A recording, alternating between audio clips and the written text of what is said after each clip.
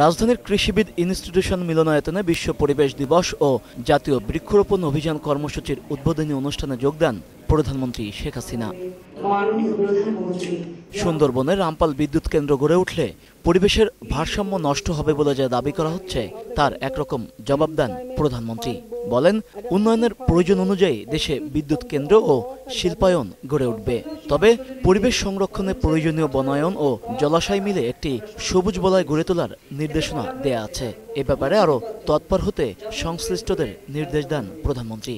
দক্ষিণ অঞ্চলে যেমন ম্যানগ্রোভ সৃষ্টি করা বা নদী পার ধরে গ্রিন বেল্ট তৈরি করা, প্রতিটি জায়গায় যেখানে আমাদের বিদ্যুৎ কেন্দ্র বা যা যা তৈরি হোক সেখানে পরিবেশ রক্ষার ব্যাপারে এই বৃক্ষরোপণ, সবুজ বেষ্টনী তৈরি করা, সেই পদক্ষেপ নিচ্ছে। এছাড়া যে শিল্প অঞ্চল আমরা গড়ে তুলছি, এটা আমার সুনির্দিষ্ট নির্দেশ আছে, সেখানে জলাধার থাকতে হবে। উত্তরাঞ্চল সহ দেশের যেসব এলাকায় মানুষ ভয়াবহ বন্যার কবলে পড়েছেন তাদের সাহায্যে সরকারি উদ্যোগের পাশাপাশি সামাজিকভাবেও সবাইকে এগিয়ে আসার আহ্বান জানান প্রধানমন্ত্রী।